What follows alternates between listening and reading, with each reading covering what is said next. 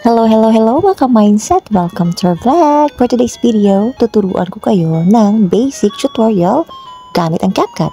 But, bago tayo mag-like, subscribe, and hit the notification bell para lagi tayong updated sa mga tutorials na. Tara, umpisa na natin. So, isang video lang po yung kailangan natin. So, ganito lang po siya. Gayahin lang po natin yan. Yung naglalakad, palayo. Yung nag-i-emote pa-churba-churba. So, ganyan lang po siya. Sige, umpisahan na natin. Open CapCut. Then, click New Project.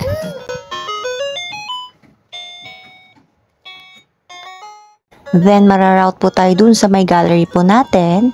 Tapos, pipiliin po natin yung video na niready po natin.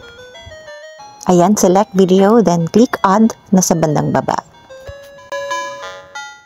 Ngayon, i-check natin yung video kung meron ba tayong mga parts na kailangan i-delete or i-cut.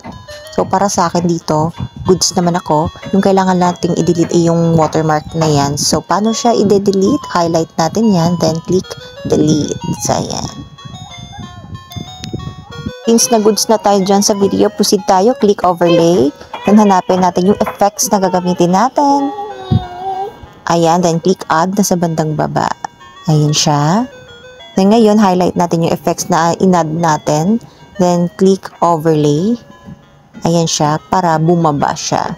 Then, drag natin siya papunta doon sa may dulo. Ayan, para magkampantay sila. Ayan. Tapos, hanapin natin si splice. Ayan. Then, choose darken. Ayan siya.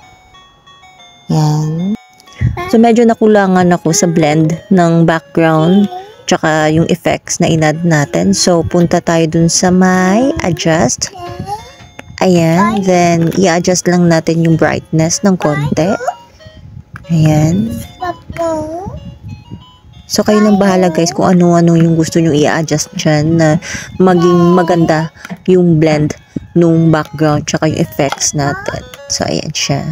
Next step, click natin si speed. Then, select curve. Ayan. Then, choose natin si custom. Ayan siya. So, ganyan lang. Gusto ko siyang maging slow-mo ng konti. So, kayo nang bahalang ma-adjust niyan. Ganyan siya. So, i-check nga natin kung okay na ba yung pag-slow-mo ng lakad niya. So, goods na tayo dyan. Ganyan si smooth better quality. Ayan siya. So, antayin lang natin matapos yan guys para makapag-proceed na tayo sa next step natin.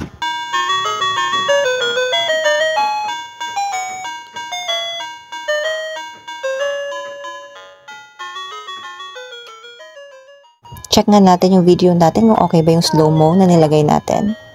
Okay, so goods na tayo dyan. Ngayon maglalagay tayo ng konting animation. Highlight natin dito sa bandang gitna. Dito ko gusto ilagay ang animation. Click animation na sa bandang baba.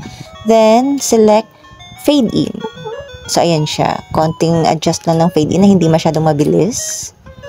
Ayan. So, dito sa gitna ko siya gustong ilagay. Pero nasa inyo na guys kung gusto nyo lagyan ng animation or hindi na. So, nasa inyo na yan guys. Ngayon, check nga natin yung video na gawa natin.